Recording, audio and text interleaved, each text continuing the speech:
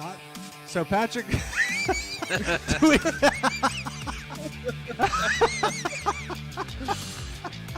do we describe this for everybody, Rob?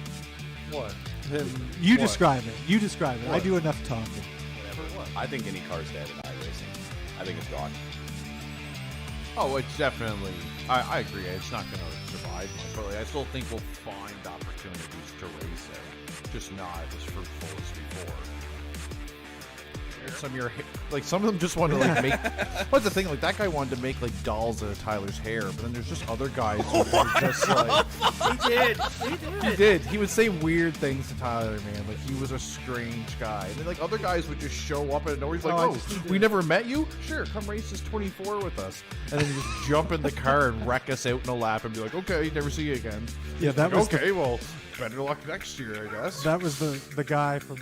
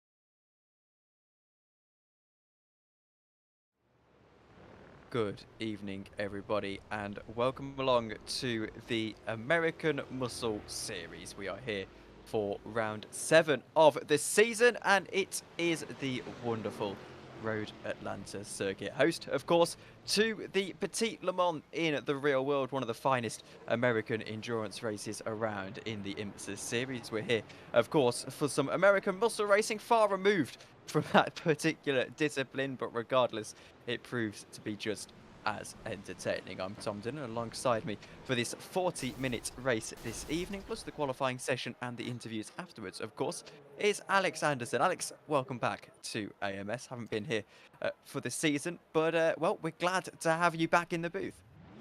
Yeah, it's definitely been a minute. I'm honestly really looking forward to this race. It's been a while since I've seen these Mustangs shoot around one of the one international road course. So honestly, I'm looking forward to it. I see a lot of familiar faces in here: Aaron Nom, Jay Bast, Edgar Santinelli, just to name a couple. But I'm looking forward to this race tonight. I think it's going to be a good one. Yeah, I think we agree. I think we're expecting this one to be particularly entertaining. Technically speaking, this is called the Michelin Raceway Road Atlanta. That's where you'll see the official boards and the official iRacing things referring to this circuit as that's part of a recent partnership, of course, with Michelin, the tyre manufacturer located in Brasselton, apparently, in the USA. I have to say I'm not a US geography nerd, so not too much knowledge about that, where that is, but it looks to be pretty cool out there right now. 71 degrees Fahrenheit, nice 4-mile-an-hour winds, most importantly. Clear conditions out here, and expecting a very well, a very standard race, but that usually means it's going to be pretty good. Yeah, definitely. The standard races for this series are usually very, very entertaining, and the best races of the year are always a show. And honestly, I'm leaning towards this race being one of the best races of the year. You know, I've watched a couple of the streams back just to see what I might be getting myself into here, and they have been some very good races this season, with a lot of drivers coming forth and breaking through to have wins and a lot of really solid finishes, and the point standings look pretty good as well.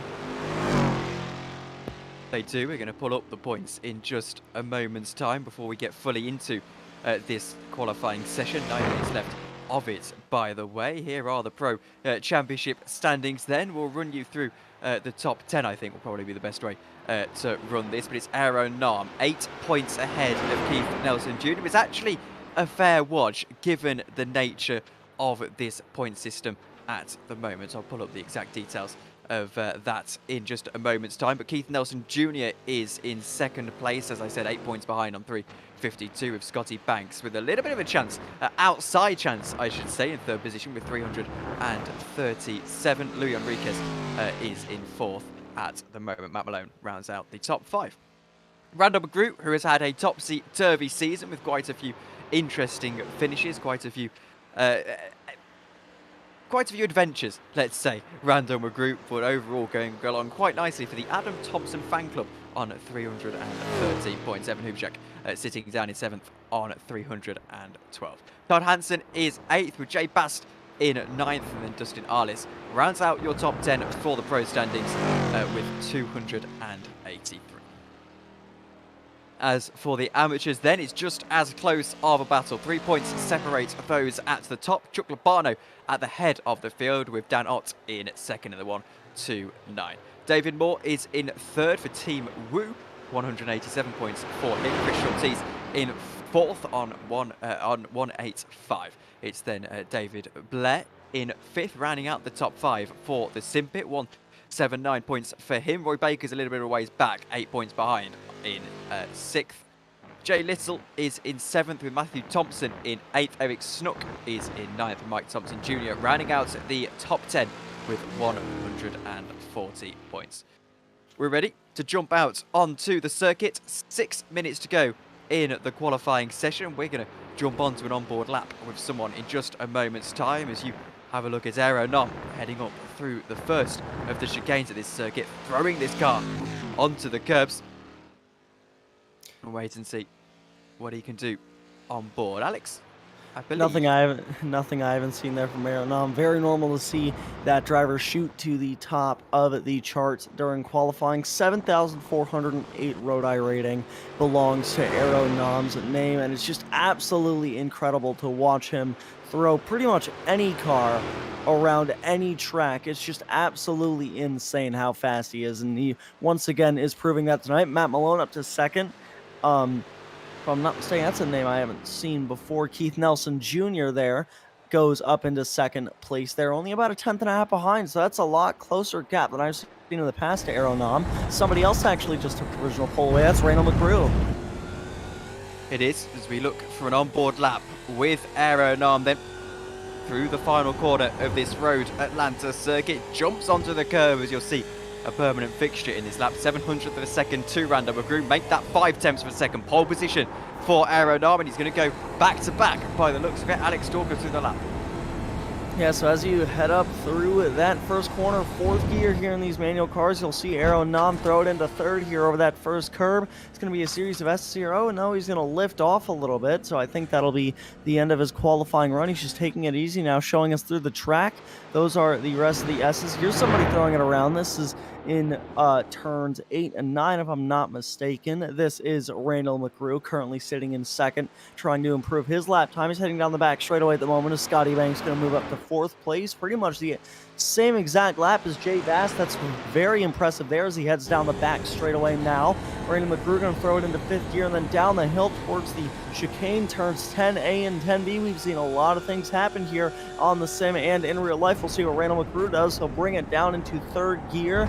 He'll keep it there as he heads through the chicane, just trying to maneuver it as best as possible. Then up over the hill and down towards the final corner of the circuit. And it looks like he's going to bring it into the pit lane, but I think that would be maybe not a full throttle corner. You'd probably have to lift just a little bit, but still be a very high speed final corner to complete your lap here. So 6 minutes 25 into this session, 3.5 to go in this Aeronom. Perhaps unsurprisingly, standing on the top of the timing tower. We're having a look at Keith Nelson Jr. Often in this series, the only man who can really hold a candle to the pace of the Estonian that usually stands on top of the podium. Let's wait and see what Nelson Jr. can do on this occasion. Rounds his way up into what I believe is Sector 3 here at this Road Atlanta circuit. So they're going to have only driven once before in a competitive league race. Never actually got much experience around it. We'll wait to see what Nelson Jr. can do as he heads up into the end of the circuit. Right now, it's looking like it's actually a pretty decent lap. Yellow in the second mini sector, yellow in the third mini sector up until that chicane.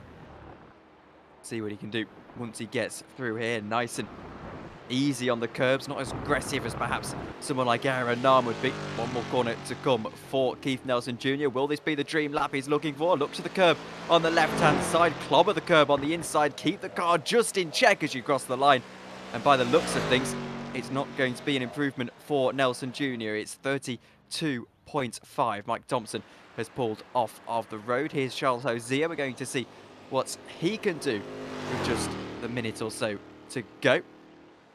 And at the moment, he's sitting down in 23rd position in that amateur category, Alex. Yeah, he's fifth place right now, and he's doing pretty solid. I mean, this is a new face. This driver I haven't seen run in this series before, and so far, first impressions, he's looking very strong there as he completes that lap. Looks like it's not going to be an improvement for him. Only 8 thousandths behind a fellow amateur category driver.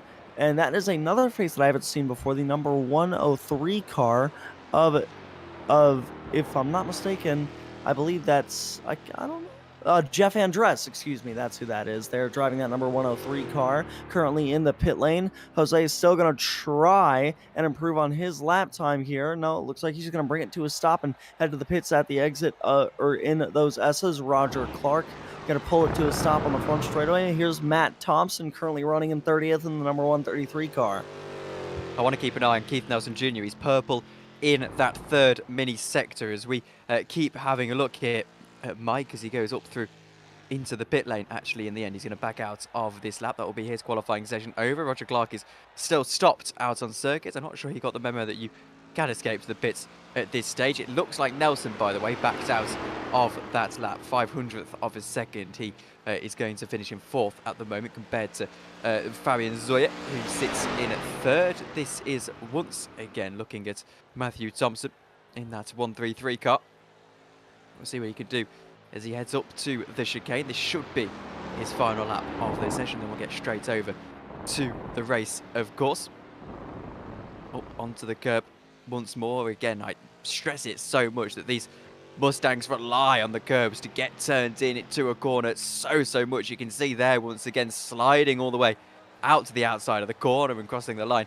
Matthew Thompson only able to go 30th, but that's still ahead of a good 10 people in this field, Alex. It does look like qualifying is going to come to a close here as the checker flag flies. One more person to cross the line. With Phil Keck, no, we're going to go straight to your race grid, which if we can get it up, Alex, take us through it.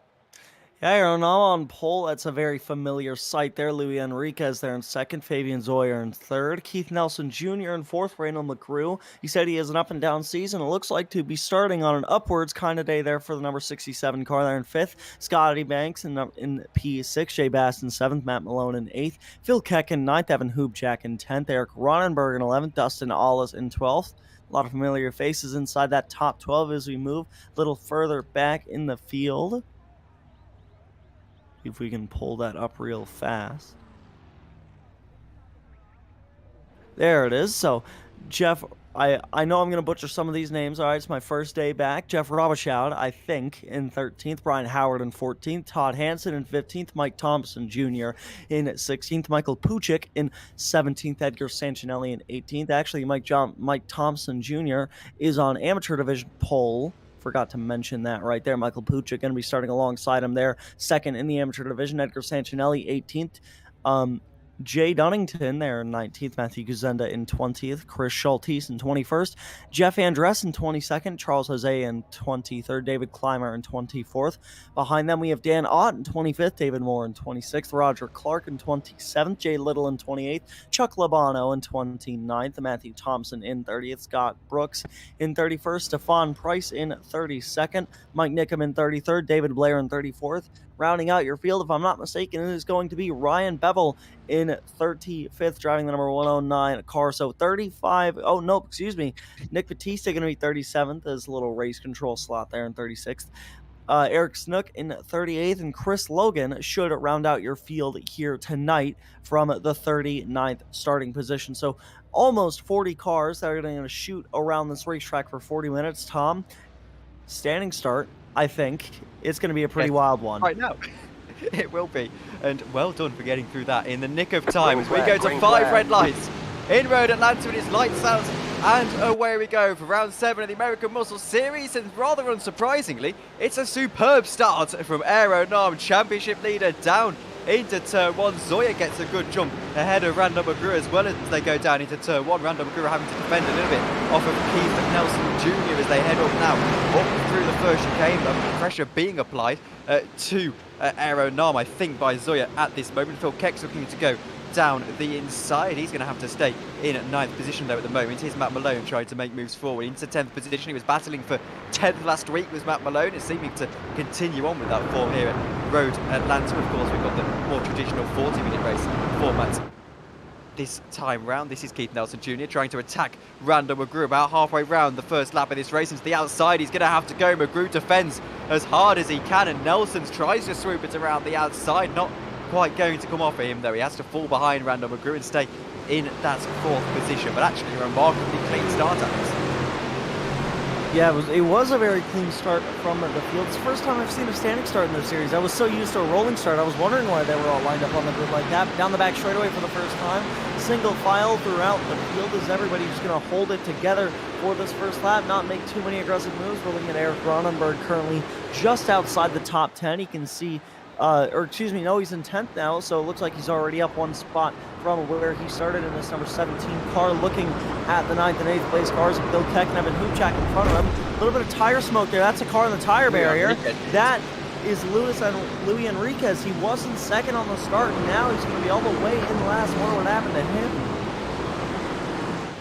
not an ideal situation. I think he just got turned around with a little bit of contact on the outside of a corner from another car. We have got a replay for you here. Here's what happens to Leon Rodriguez. It's a rather awkward time and angle, unfortunately, that particular replay. But, oh well, I can say I didn't see it from the top of my picture. It was just, I think he got tapped around on that occasion. That's sent him into the wall, and now obviously onto a comeback trails, as has Chuck Barnum and Chris Schultes, who both have stopped on driver's right out of, I think that's turn 2, is it not? Luis Enriquez is trying to pull up whatever positions he can. Aeronam leads the field away as we're about 2.5 minutes into this contest. That is Labano and Schultes. By the way, Snook, Schultes and Hozier now all into the pit. Schultes registering as well as completely out of the race, Alex. Yeah, so if I look at iRacing, it says Chris Schultes and both Eric Snook have disconnected from the session, so I'm not sure what happened to them. See, here's Chuck Lamano. He heads through the grass there, and I think he might have just Alt F4 or something. I'm not sure what happened to him. He just completely disconnects from the session there in the middle of the S's. And as we go back to Keith Nelson Jr. up towards the front of the field, Aeronam already starting to try and break this tracking distance away. He's starting to open up a second gap. It was a great chicane there from Fabian Zoyer. So these drivers for the moment will hold together. Scotty Banks with the fastest lap there as they complete lap number 2. That was with a 1:32.3, if I'm not mistaken. I probably got that all wrong, but they're going to start to lose that time through the first couple of corners as they're going to start battling for second, it looked like. Fabian Zoyer going to hang on to it. Keith Nelson Jr. moves up into third. A little bit further back, we're looking at right now Eric Ronenberg currently racing with Phil Keck and Matt Malone just inside the top 10. These 3 cars all under a blanket right now as they head up to the S's. They are. Ronenberg's got his work cut out for him. He's trying to get past Phil Keck. Obviously, Matt Malone will be experienced in this kind of situation, trying to pick up the pieces of whatever does happen. It's a slightly later braking for Ronenberg, for Keck I should say, as they head up through the right-hander. Ronenberg at the moment is biding his time, trying to wait for that opportunity to present itself. We're about 5 minutes into this race. Now we're trying to, well, hopefully going to get the timer up for you on the screen in the top right-hand corner in a few moments' time, but Phil Keck starting to pull out a little bit of a lead. It's only 0.3 of a second compared to Eric Ronenberg, but in the American Muscle Series that can be a surprising amount of time just to get that guy off of your bumper and just to give you that little bit of breathing room. You're in a pack racing like they are. Meanwhile, the lead of the race, one who's so prolific in these 40-minute stints, Aeronam, 2.9 seconds on the first lap of this race. Actually, if we quickly switch to Keith Nelson Jr., who's trying to make a move on Zoyer up into second position. It's not been the ideal start to the race for Keith Nelson Jr., who's a championship hopeful, but now trying to get into second position. It might just help him find his way. Not able to do so, though, and now he's being attacked, Alex. Hey, Tom, it's Adam Thompson here in the broadcast booth with you guys. I'm just actually going to have to get in here to shout out our producer, Mr. Jesse Olson. If you don't mind, checking the broadcast text chat, please. Thank you, Adam, for the suggestion. And Alex, I'll try and lead you in with another question, because I appreciate the train of thought was sort of lost. But Keith Nelson knows that it's not a huge gap to Aeronam on top of the standings. Was it 6 points, 8 points in the end we saw at the start? Every position gets 2 points less from 80 in these races. So right now he'd be losing yet another 4 points to Aeronam. He's got to start to win races, but right now he's stuck in traffic and Aeronam's pace is 4 seconds ahead, unmatched. And you're looking at the teams on the left-hand side. Aeronam racing Bushfink, everybody else privateers all the way down to Rainbow McGrew there, I believe, in 5th for the Adam Thompson fan club. That's a new one. I do kind of like it. But Aeronam already with a 4-second gap. And what I was going to say when you asked me that previous question, Tom, was that Keith Nelson Jr., excuse me, had to throw a quick block there on Jay Bast after he failed to complete that move on the inside of Fabian Zoyer. He had to block 2 cars at once as Jay Bast and Brandon McRubin side by side right behind him coming up through the S's. As they're all going to thunder through the S's once more on lap 5 of this race. About 6 minutes in, just under 7, and already things starting to heat up for the battle behind Aeronom, as he's already pretty much checked out from the field. A reminder to you all that the Pro Class is brought to you by Gunfighter Games, with the developers of the newly announced video game Remnant 2, which you can find more information about at www.remnantgame.com. And it's a very, very exciting series to have their support, and a very exciting class to have their support on, as we see here Randall McGrew getting attacked by Scotty Banks, who's not having as strong of a showing as he has in previous rounds, on board with the number 51 car as he's trying to attack Randall McGrew around the outside. Further up ahead, you can see Keith Nelson Jr. trying to get to second place in the race. He's being followed through by Jay Bast, I think, on Zoya. Jay Bast trying to get his way through. Scotty Banks goes up into 5th position just about, but he's on the outside, which will turn to the inside for the corner, which he's going to manage to get to ahead of Randall McGrew before the corner even starts. Further ahead, Zoya did lose 2 positions in the end. Nelson Jr. and Bast now occupy the other 2 spots of the podium, with Aeronom, of course, in the lead of the race very comfortably right now. Yeah, and Scotty Banks, he made a really nice move on Randall McGrew down that back straightaway. He got a nice side draft down that back straightaway. He got a really good run out of the corner before it, and he was able to clear Randall McGrew before he even got to the turns 10A and 10B, that chicane right before the final corner. So Scotty Banks, a name I definitely recognize, shows a lot of pace in this series. Started 6th, didn't get the best start, and currently he's looking to move himself up another couple of places. Seven Hoopchak right behind that battle on that previous lap. You can see 2 cars chasing him down from the gearbox camera here. They all tag the sand trap there out of that corner. As you'll see Eric Ronenberg and Matt Malone chase down Evan Hoopchak down this short straight into, I'm not sure what to call this corner. It's almost like a hairpin. It's like a sweeping hairpin that has 2 separate apexes. Yeah, I know what you mean about that corner. It's definitely a very difficult one. Here's Zoya is into the pits. Is the number 30, well, the 34th placed car. That's Logan. I don't know whether he's going to stay in the pit lane, whether that is indeed a scheduled stop. It's definitely early for a scheduled stop. They should be making a one-stop race pretty much, well, I say pretty much all of the time in the American Muscle Series. In the 60-minute races, we quite comfortably only stay at a 1 stop. But Jay Bastit in 3rd position at the moment, looking to attack Keith Nelson Jr. And really, if these guys are going to have any hope of lapping around the pace that Aeronom is, who's there disappeared at the top of your picture, they're going to have to work together. We're a quarter of the way through this race at the moment. Aeronom lapping at his best in the 131s on the previous lap. I'm pretty sure he was in the 32s, the low 32s. These guys are all in the high 32s. So he is lapping an immense pace, and I sense that it will just take a little bit of teamwork, Alex, to try and catch up to him, if that's even possible at all. Yeah, and it's not going to be an easy fight here for Michael Puchik if he wants to try and pull away from the other amateur division cars. And something I do want to mention about the pit stops, these drivers do have their fuel limited to 40%. They should be able to get in about 18 laps, and the race length should be about 26 laps, give or take 27 if the leader is absolutely flying, which it's Aeronom, so I wouldn't doubt it. They need just about 2.7 gallons on the stop, which will be about 8 laps worth of fuel. The fuel window will open lap 9 and it will close lap 19. And these drivers can take tires, but it will cost them about 3 extra seconds of sitting in the pits if they so choose. So pit window set to open in about 2 laps time for these drivers. Tommy, think you might have any early takers for an undercut?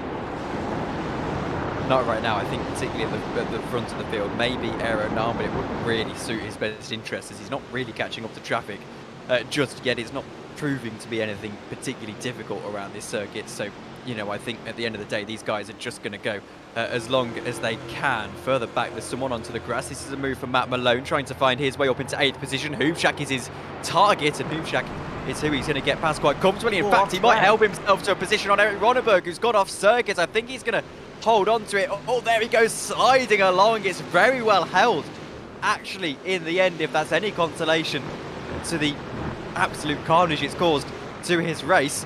Ronenberg falling all the way down into 13th position. we've got a replay for you. Here's what happened. I think he was just unsighted ever so slightly by Matt Malone's presence there, sent him onto the grass. And I mean, this is just, it's just a pretty impressive save, isn't it? He's done very well. Yeah, brings it back onto the track, doesn't spin the car out at all, and he's able to bring it right back into traffic without getting anybody damaged in the process. So very smart and heads-up driving from Eric Ronenberg, and it's not even going to cost him that many spots, as he's only down to 13th place from where he was in 7th, so he's only down 6 places after that, only down 2 spots from where he started. So could it be worse for Eric Ronenberg right now, as it looks like he just threw it in just a little bit too deep into turn 1, might have been unsettled by Matt Malone going for that move as well. 5 seconds now the gap at the top of the field. Jay Bast sits in 3rd position with Scotty Banks now trying to attack him in 4th. Brandon McGrew, for what it's worth, has stayed in 6th through most of this sort of half of the race. Here's Dustin Arliss trying to attack Jeff Robichaux now. This is in the pro category. Of course, all of this action at the moment being in the pro category. For those interested, it's Buchik leading the way in the amateurs, with Thompson sitting in 2nd over there. They're separated by a single car and actually also are in the same train. But our attention right now very firmly focused on this pro category battle. It's for 10th position at the moment. Arliss versus Robichaux, of course, and as they head on through this little chicane section here, Arliss is right on the back of Jeff Robichaux, and I think he's going to try and make a move. Here he goes, bump drafting him almost as I think this is going down into that chicane section. Robichaux's going to have to pull to the inside. Arliss to the outside, brakes to go around the outside, and he's going to get the swoop on him as well. A lovely looking move from Dustin Arliss, gets himself into 10th position. Another driver who's been operating around that 10th position for the last couple of races. He's under a little bit of pressure though on the counter-attack from Jeff Robichaux, who now thinks, actually, not quite enough for me. He's going to have to occupy that outside line, I think, into the next corner. DRS zone, apparently, this one. No DRS in these cars, of course. Dustin Arliss able to just cut across. I think he's got ahead, though the camera angle not doing us too many favours. There they go through, and he is okay. Yeah, Tom, I don't know if you noticed there, but out of that corner, down the back straightaway, Dustin Arliss got a little bit sideways, had to correct that car just like he does there, and that cost him a little bit of speed, which allowed Jeff Robichaux to get to his inside there momentarily. Dustin Arliss able to hold on to that spot, but still under a lot of pressure from that number 24 car, who's under a 10th and a half behind him now as they head back through turn number 1.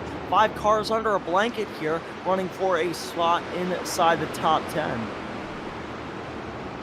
Indeed, and we see these trains so often in this series, in this type of racing, of course. And we're now trying to see if Eric Ronenberg can get himself up into 12th position after that slight moments earlier on into the race. Edgar Sancinelli is into the pits. I don't know whether that's a terminal problem. Mike Nickham has followed him in, so that would suggest that these guys are actually, as Edgar Sancinelli comes into pit exit, either that's a drive-through penalty very early into the race on lap 10, or it's a case of he has actually chosen to come into the pits on this lap. I do think these guys are going to be going as deep into the race as they physically can, according to race director, well not race director, but series owner Brandon McGrew. They're expecting 26 laps to be this race, 18 laps in the fuel, as you mentioned a little bit earlier on. Alex, obviously Nickham and Sancinelli choosing to be a little bit early, though that might not necessarily be a concern for them. Yeah, I was going to say Edgar Sancinelli was in the fuel window there, and if I'm not mistaken, he's a driver that I usually remember for pulling off some pretty wild strategies, so he could be going for another one tonight, pitting very early here compared to the rest of the field. Here's Jay Bast running 3rd. You can see Edgar Sancinelli has made a stop there, as well as Logan and Labana running in 35th and 36th. So those drivers have made actual stops, I presume, for fuel and maybe tires, depending on how their car handles at the moment, as Randall McGrew leading, or excuse me, being the caboose rather of this of this main pack up front. About 5 cars here, a little bit spread out right now, as Randall McGrew going to try and chase down Fabian Zoyer as they all collect a bit of sand down this little short chute towards turn number 8. 24 minutes or so to go in this race there, and another takeover the pit stops is Matt Gazenda down in 31st position. He's now at pit exit. Mike Nickham is still into the pits. Of course, a driver sitting well down in that 36th position is Chuck Lobano, I believe, being a lap down. He is staying in the pit lane. He's just registered as setting a lap, so maybe he's carrying on. But my point about Chuck Lobano is actually leading into one of our sponsor segments here in the American Muscle Series, and that is that the amateur division is generously brought to you by the son of Chuck Lobano and the Twitch channel Royal Smitiy, which is obviously owned by his son. You should go and show him support and give them a follow at twitch.tv/Royal Smitiy. And as I say this towards the right hand side of your screen, it should appear a wonderful clip from said Twitch channel, so do go and give them a follow, and thank you to their support for the series, of course.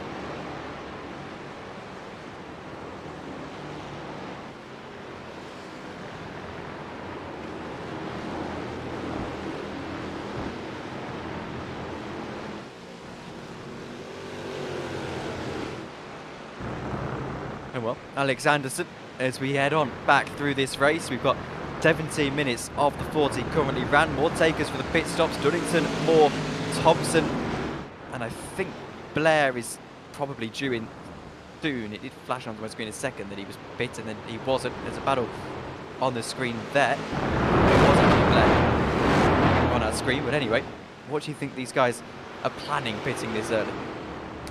Probably just a little bit of an undercut right now, maybe trying to find some clean tracks. That way they can run a couple of solid laps without having to worry about a car in front of them or behind them, which seems to be the case for a lot of these drivers. As now, if you look on the lower part of the timing tower, you'll see a lot of cars more spread out around the area where drivers have pitted. And also, by the way, one of those Pro Division drivers pitting, I forgot who was, but one of them that was in between Michael Kuchik and Mike Thompson, them going in the pits now puts those two amateur division cars right on top of each other for the class lead. So you maybe wonder, Mike Thompson Jr. could try and pull something off here before the pit stops, maybe try and make a move for the lead, as those two amateur division class drivers still staying out, but Dustin Hollis chooses to come in this lap.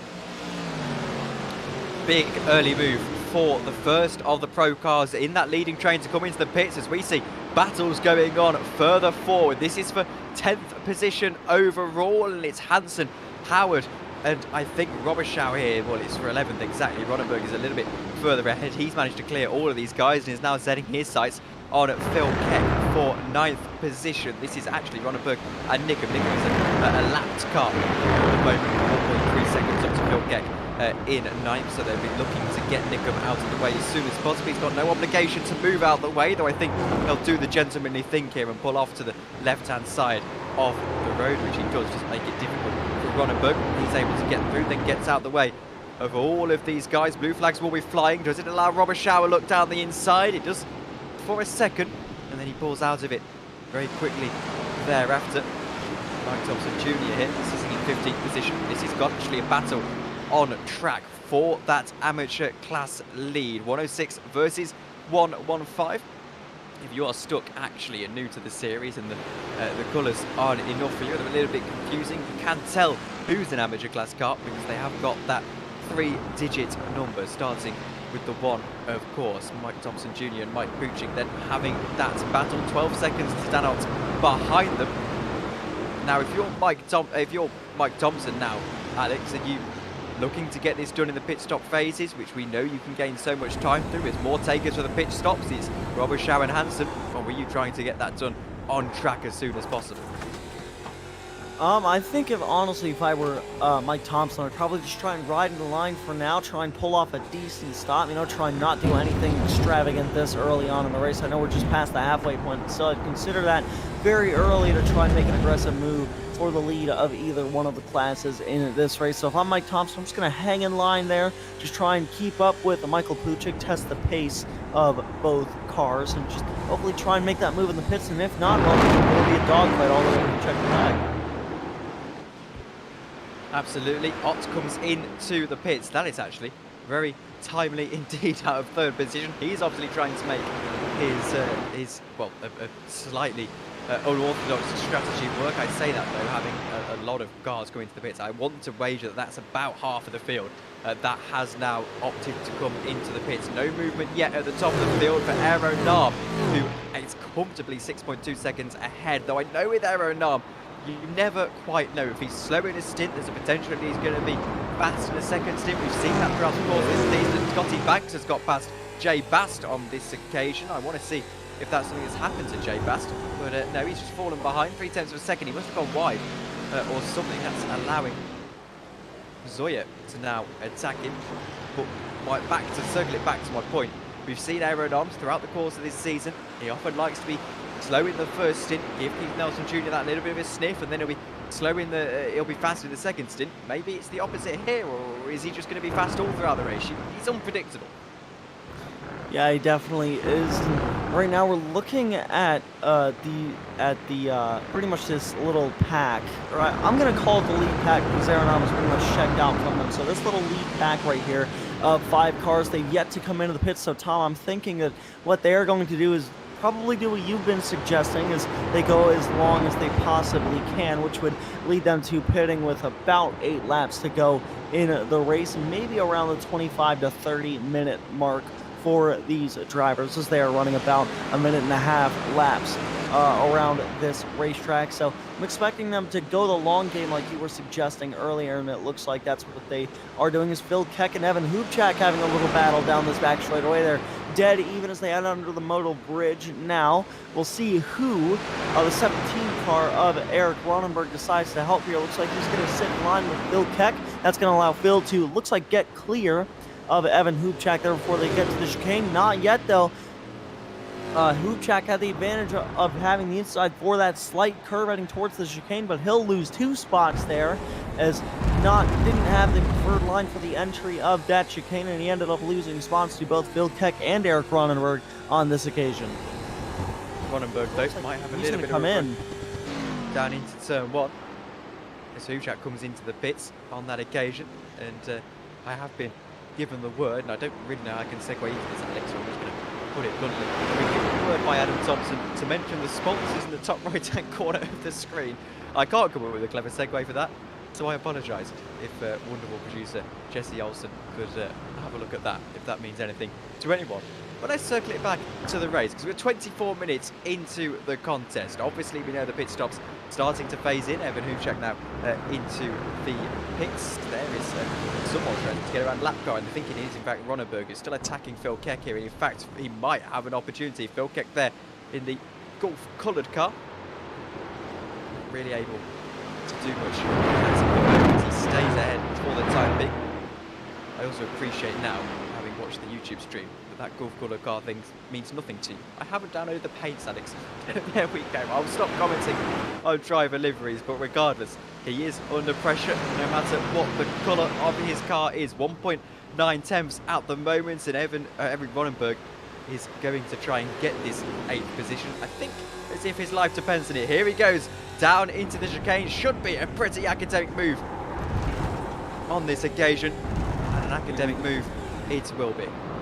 And he is able to get it there as Randall McGrew going to head into the pits this time by, and so will all 3 of these cars in that little mini pack there. Eric Ronenberg, Phil Keck, and Brian Howard all into the pits now. You see Randall McGrew in that red Mustang up in front of him as 4 cars into the pits this time. We'll see if anybody else behind him chooses to come into the pit lane. The first car that has come into the pits is Dustin Allis in 15th place. So he will be the first car out of the pits, and it might be Randall McGrew now as Randall exiting the pits at the moment. We'll see where he ends up when this all cycles through. More cars into the pits as well, as Little going to head into the pits there from the, I want to say, maybe the 10th spot. Yeah, the pit stops cycling through well and truly at the moment. You can see the pit stops on your screen. I think now the attention turns to when the top guys are going to come into the pits. This could potentially make or break this battle for the podium. If Aeronam, of course, has a particularly bad pit stop, could potentially bring others into play, such as Keith Nelson Jr. for the win of this race. But right now, Scotty Banks actually doing a very good job of keeping himself in line with Keith Nelson Jr. 5 tenths of a second at the moment is the interval between them. Aeronam jumps into the pits then. That is a big moment, and I think Nelson Jr. and Scotty Banks are going to follow him straight in there. Jay Bass stays out for another lap. So he's going to take his lead lap going. Always adds to the statistics. I'm sure there's actual strategy behind it. Yeah, and Matt Malone and Jay Bass going to elect to stay out another lap. They're going to try and stretch it all the way to complete lap 18 here. And that's probably for the point of getting them some clean air to try and just get a nice lap down. But side by side of the chicane comes Todd Hansen and Evan Hubchak. Now Evan just starting to lose more and more places they head into the chicane. Hansen not able to get that move done as Robshout right behind him could have pounced on that occasion, not able to at the moment, as Randall McGrew currently has cycled out into 6th place now. He's just got around Scotty Banks as Michael Puchik exits the pits. Roger Clark and Scott Brooks into the pits as well. And it looks like those lead cars of Jay Bass and Matt Malone, if I am not mistaken, just about heading down the back straightaway right now. So I assume they'll come into the pits this time, but we'll see if they choose to stretch it out in one more lap. As here's Matt Malone and Jay Bass heading towards the chicane. Leading a lap then is Jay Bass, at least, though we expect him to probably come into the pits in the next couple. Matt Malone, probably the same situation. There is Jay Bass jumping in to pit lane in the number 53 car, and Matt Malone probably right on the limits of where they can be able to pit, but that lap of clear air running on warm tyres might just pay dividends in terms of where they are compared to these other guys. Aaron Arm is going to circle right back around, retake the lead of this race. And technically speaking, this will satisfy the criteria for this to be an Aaron Arm Grand Slam, because he, technically speaking, has led every single lap, having led a little portion of lap 18. But heading around now, I'm going to be intrigued to see if his pace in that first stint was genuine and he was pushing, and he's able to do that in this second stint, or if he is in fact going to have to save a little bit of fuel into the second one. We've seen him play strategy games this season. I know you haven't been able to catch a lot of the races, Alex, but we have seen him play strategy games this season. I just wonder if we're now going to see the reverse of that. Yeah, as Randall McGrew on these warm tires trying to chase down Jay Bass heading through these S's. Looks like not close enough to make a move right now. He might have to try and rely on the chicane and a little bit of a drafting run to get there at the moment. But so far, as they head into turns 8 and 9, Randall McGrew currently, it looks like that pit stop helped him a lot because he improved several places. He was 6th when he came into the pits, and now he has gotten around Scotty Banks and Fabian Zwoyer now. So Randall McGrew looking to put himself into the podium places, and very impressive recovery race from him as he moves up several places using the pit lane. He has, and we saw him try a similar strategy last week, which is pit early and then make sure you strike when you've got the hot tyres. Will he strike down into the chicane? He's going to think about it, and eventually he's going to think against it. Keith Nelson Jr. there is staying quite comfortably now in second position, 1.1 seconds between the two of them, that being Jay Bast in third, of course, Randall McGrew in fourth, and there's Scotty Banks ready to pick up the pieces of whatever does happen to these guys. I'm impressed by Randall McGrew, I really am. He had a bit of a shaky first race, a bit of a shaky Brands Hatch, and then has come back and now fighting consistently for these podiums. I have to say, it's very, very impressive to watch, which is exactly what we're watching here. Yes, under 10 minutes to go now, with about 9 minutes and 20 seconds remaining as we're past the 30-minute mark. Jay Bass, you can see Randall McGrew very close to him as they enter the S's. They're drawing closer, almost able to get something done out of the S's. Very close as he heads towards turn number 8.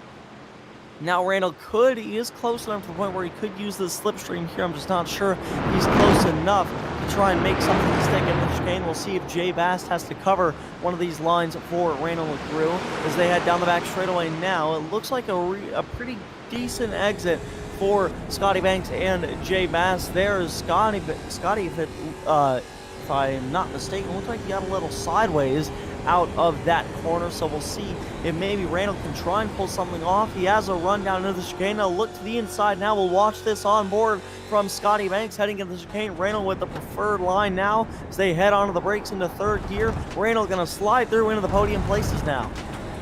He does, and can Scotty Banks find a switchback on Jay Bast? I think he can. Down the inside, now goes Scotty Banks. It's opportunistic, and it's going to be pulled off, I think, just about perfectly. Jay Bast not able to do anything about that one. Now Scotty Banks is unleashed to try and have a go at this podium into the last 9 minutes of this race. Make that 8 minutes as we get up to the line. Of course, all of these drivers are competing for a wonderful trophy in the overall series this season that is provided by the Simpit, of whose graphic should be appearing on your screen in a moment's time. It's a website, a video show and a community which is built for sim racers to find information about our hobby. The ultimate purpose of the Simpit is to make sim racers faster and more informed. You can search for the Simpit on YouTube or check out their website at www.thesimpit.com.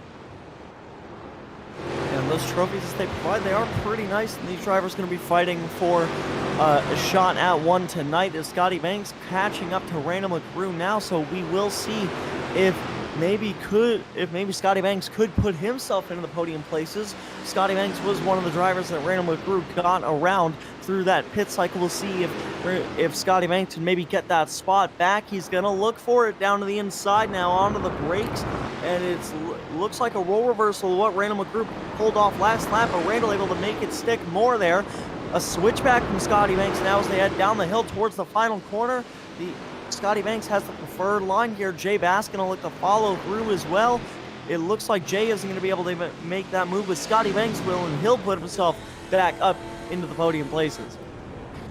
Hello to Chuck Lombardo in the YouTube chat. He says, goodbye points lead. That is a consequence I didn't think about of Chuck Lombardo's retirement. That is that he is going to fall out of that points lead of the amateur division. It's such a huge blow with this new point system for season 4 of the American Muscle Series. That is a huge blow to his season. However, plenty of time to get back into it. These guys still battling along, and that is the extra risk that you carry. The fact that one position is just 2 points, whereas if you go further down the order, you're going to end up finding yourself losing quite easily 20. They're further ahead. Some lap traffic getting involved, I think, there with Scotty, with Evan Huchak. They've almost lapped him, I think. Here he is trying to attack Robert Shaw then up into this Sector 3 section of the circuit. And, well, at the moment, Alex, we've got 6 minutes left in this race. The lead is, I was going to say, a foregone conclusion, but Aero Nam is losing time to Keith Nelson Jr. I don't expect there to be an attack from Nelson Jr., but if there is, and he can catch up, then he's definitely got a chance, hasn't he? Well, when Keith Nelson Jr. got into the second position earlier in this race, he was able to match the pace of Aero Nam and maybe even close that gap down just a little bit, not by much. So we'll see if Keith Nelson Jr. can continue his streak of great lap times. It looks like, judging off those last laps, Keith Nelson Jr.'s last lap was a 1:32.4. and Aero Nam's was a 1:32.9. So Keith Nelson Jr. definitely picking up the pace now, and if I'm not mistaken, right there on the front straightaway now, as we're looking at Randall McGrew almost tried to make a move there. I believe I saw Jay Bast running off track towards the inside of the front straightaway. We'll see if anything happened to him through this final corner. Oh, a lap car tags the grass and tags Jay Bast. Wow, that really sucks for Jay Bast. Lap car tags the grass on entry of the final corner and takes him out of the top 5. I mean, it'll be a decent recovery effort from him. He might even still be able to get around Matt Malone, but that just sucks for Jay Bast. That is frustrating. Meanwhile, we have got a battle here on for the amateur class win.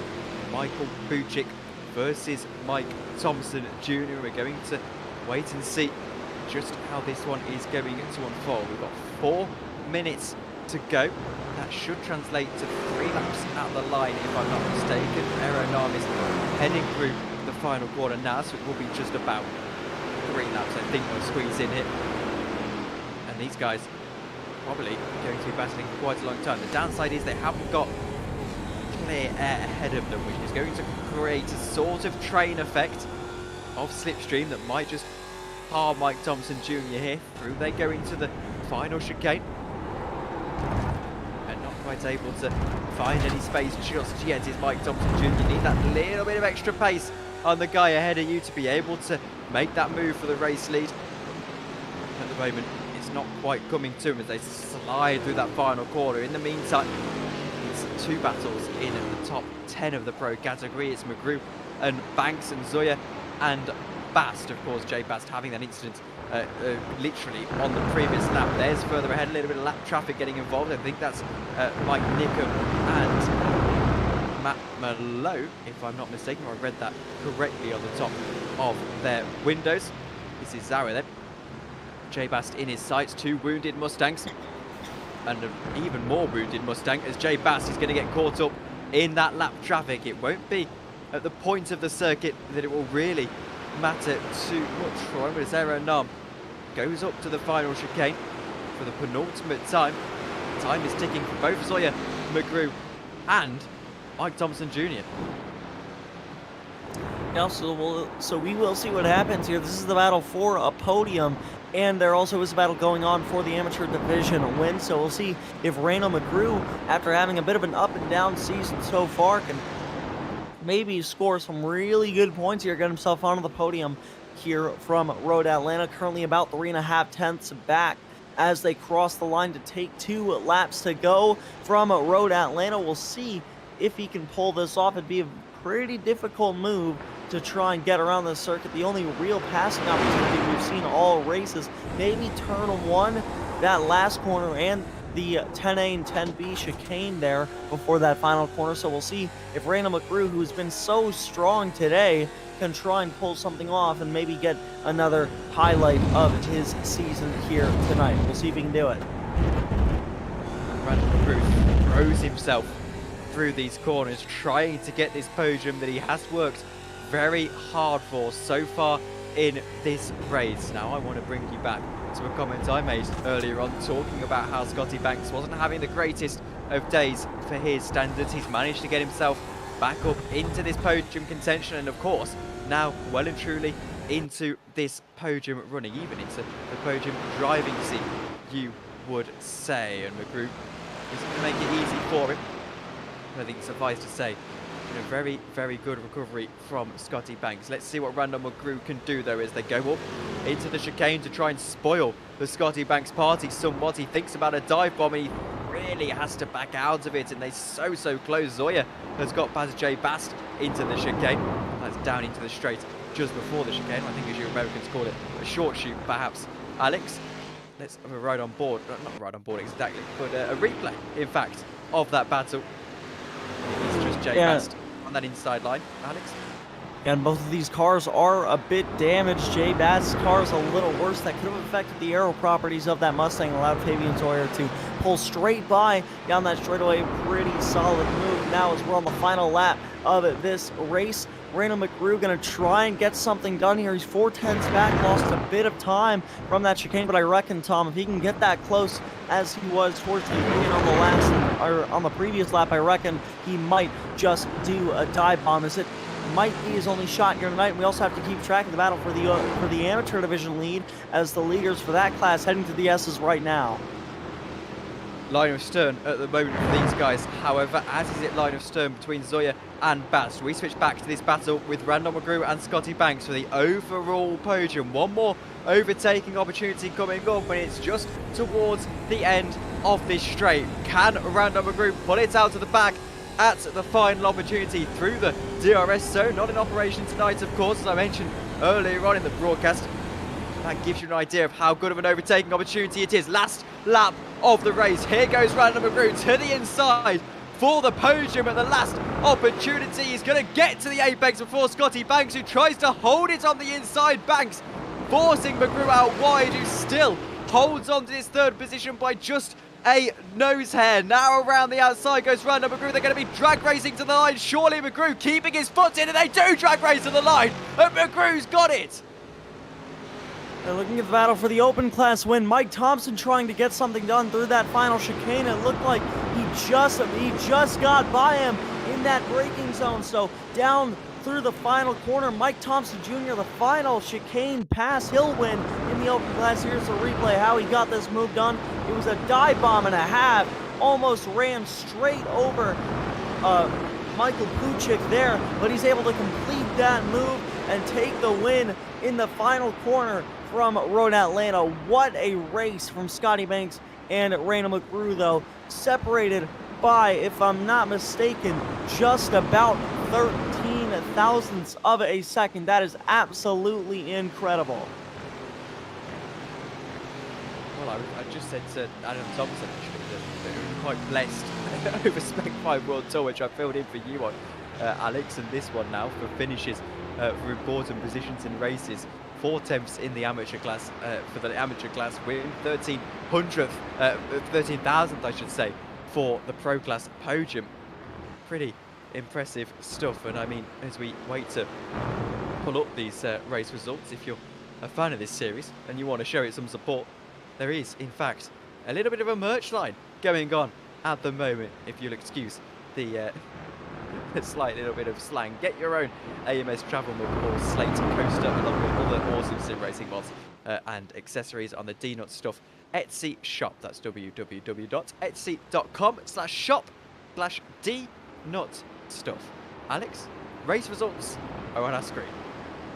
Yeah, and Aero Nom just dominating race tonight. Keith Nelson Jr. was on the offensive in the final part of that race. He was only about 3 seconds back at the line, but not able to get it done there in second place. Randall McGrew, final chicane pass all the way. It was a drag race to the line. He beats Scotty Banks by 13 thousandths of a second. Absolutely insane. Matt Malone in P5 gets himself back into the top 5 after starting outside the top 10. So very impressive drive from him. Fabian Zoyer there in 6th. Jay Bass was going to be in contention for the podium there. Unfortunately, had an incident with a lap car there. Couldn't get it done. Phil Keck in P8, Dustin Ollis in 9th, Eric Cronenberg in 10th, Jeff Robichaud in 11th, Brian Howard in 12th, Evan Hubchak in 13th, Mike Thompson Jr.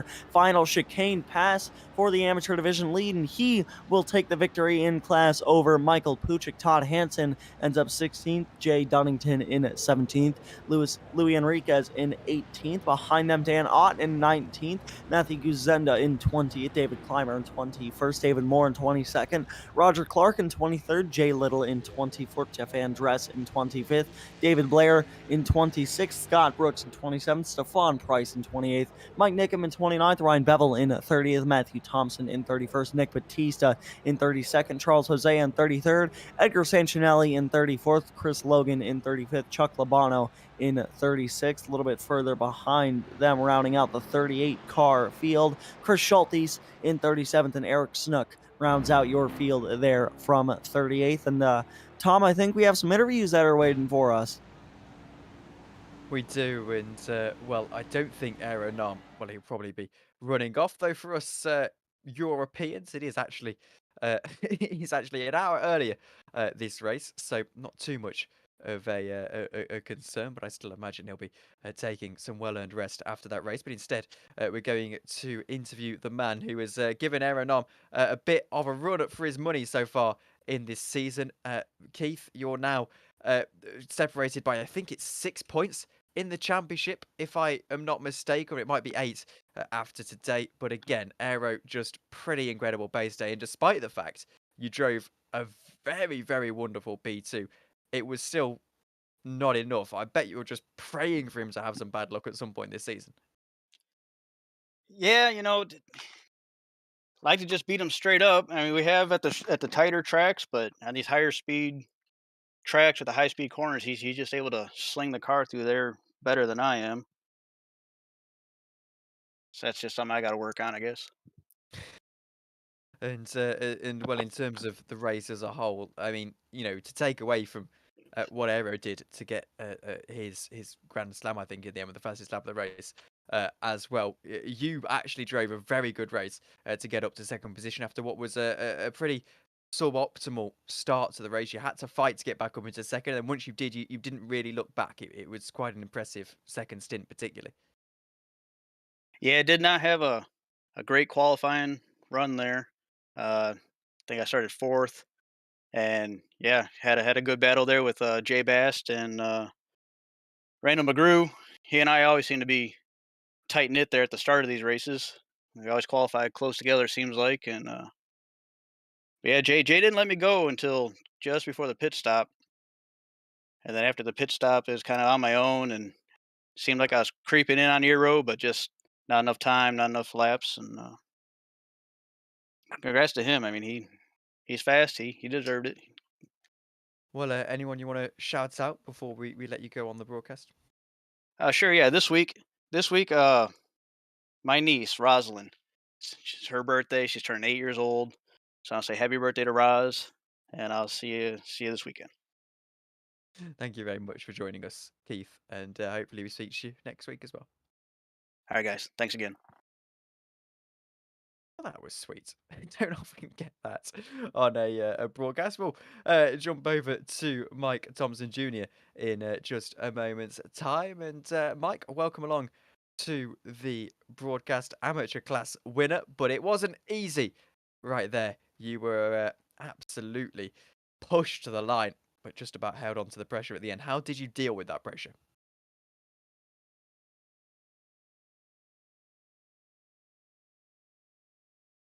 Oh, I just got. Oh, Yes, well, I think he's lost for words at how impressive the drive was, Alex. But we'll in seriousness, we'll wait I, for we'll wait for we'll wait for Mike to sort out his mic or I was, something to I was but gonna hope, I was gonna hope for him to say something first, and then I didn't, and then I forgot whether or not you asked him a question or if you asked me to take the interview. yeah. But looks like Well, he's having a little bit of microphone issues right now. yeah, we'll give him a moment, and I'll No, just quickly I think refer I to think the he's team. here because I Can you just hear me? saw. Oh, hello, There Mike. you are. 1 Hey, second. sorry guys. Just 1 second. I just wanted to quickly shout out the YouTube chat and to say hello to Annabelle Moore. It says, great ending. Glad I caught the last 10 minutes. It was incredible ending. And Mike, you were a part of your own incredible ending. 4 tenths per second. The gap at the line in the end. How did you deal with the pressure? I'm not quite sure. I finally put a whole race together, and I just Michael and I kind of were racing earlier in the race, and after the pit stop, he came out in front of me, and I had a bit of a lapper in front of me holding me up, and I knew if I could get around him, I could try to pressure him into doing something, and he was just so fast, and I thought the only chance I have is sending one down into the chicane. And I kind of sent one. I didn't mean to. I was going to pull out of it, but I missed my downshift going into that chicane. So I kind of had to go with it. And thankfully enough, Michael gave me enough room so we didn't wreck or anything, and I was able to get by. So really thankful to him to allow me to get through without taking us both out. And yeah, first race I put one all together. Well, I'll throw over to Alex. Alex, have you got a question for Mike? Yeah, Mike, it was it was a heck of a drive from you tonight. And going back to that dive bomb into the chicane, it looked like that wasn't even intentional. You just hit the brakes really late, had to swerve to the inside, and the car ended up sticking. How did you get that move done there? You know what? I really don't know. I'm not sure how I made that stick. Like I said, I missed a shift. I was gonna pull back in line behind Michael, and I thought I'm not gonna risk it. I missed the downshift, and I started closing in really fast, so I had to pull to the inside. And thankfully for Michael being aware that I was coming through, and he let me by. So he honestly didn't have to do that. And I'm just really happy that we both didn't wreck, and I didn't cause anything bad. So yep, it was a really good night. I put everything together. Well, Mike, before we let you go on the stream, is there anyone you want to shout out on the broadcast, or you can? Just like to shout out my family if they're watching, because I know some of them do. And then no, just putting in the hard work, really trying to get better, and really grateful for this league. AMS is the best league I've been a part of, so this is really great. Thank you very much, Jesse, for joining us. Sorry, Mike, for joining us. There we go. There's the first slip up. Major slip up of the night. Thank you, Mike. And we'll speak to you soon. Thank you. Oh, there's always something, isn't there? We're always going to read the wrong name off of some kind of list. But anyway, before we go to the upcoming broadcast and rounding out the stream, I'll just ask Alex closing thoughts on what you said was going to be one of the better races of the season. And well, based on the evidence of this season so far, actually, it was pretty average, but it was still a good race. Tom, I think I know what you're laughing at there, but definitely, I honestly was very impressed with that race. I thought it was a very, very good race provided by the American Muscle Series. Definitely one of the better races I've seen from this series. So very happy with having been here tonight, and it was a very good race, and hopefully there'll be a equally good show next week from, if I'm not mistaken. I can pull that up real fast. Next week should be Sebring, which is going to be pretty entertaining if I'm not mistaken.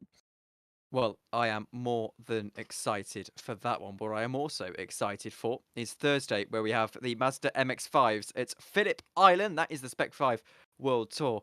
Once again, an incredible race at the Nordschleife, and presumably going to be a pretty good race at Phillip Island as well. The next XSLR returns on Sunday, March the 19th, 8:10 p.m. Eastern Time. Lucas Oil Pro 2 Light at Brandon over there. As for Tuesday, it's that double header returning once again. WSRL 8:45 Eastern Time, LMB2 in GT3 at Magny Course, whereas we go over to Sebring, as Alex just mentioned, at 9:10 p.m. Eastern Time. Wonderful double header, and I am very excited for that. But thank you to Alex Anderson for joining me on the stream, Jesse Olsen for producing, and Adam Thompson for sitting in on the broadcast to make sure that we run a tight ship. And of course, everyone for watching as well. But we'll thank you all very much for watching, and we'll see you in Sebring next week. Good night.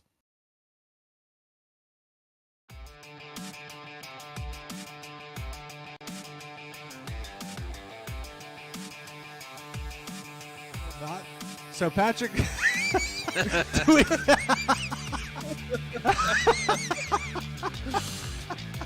do we describe this for everybody, Rob? What? You What? describe it. You describe it. I What? do enough talking. Whatever. I think any car's dead in iRacing. I think it's gone. Oh, it's definitely. I agree. It's not going to survive much, but I still think we'll find opportunities to race it, just not as fruitful as before. Some of them just want to like make. What's the thing? Like that guy wanted to make like dolls out of Tyler's hair, but then there's just other guys who are just like. He did. He would say weird things to Tyler, man. Like he was a strange guy. And then like other guys would just show up out of nowhere. He's like, Oh, I "Oh, just- we never met you? Sure, come race this 24 with us."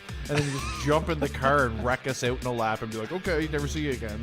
Yeah, that Like, was okay. Well, better luck next year, I guess. that was the guy from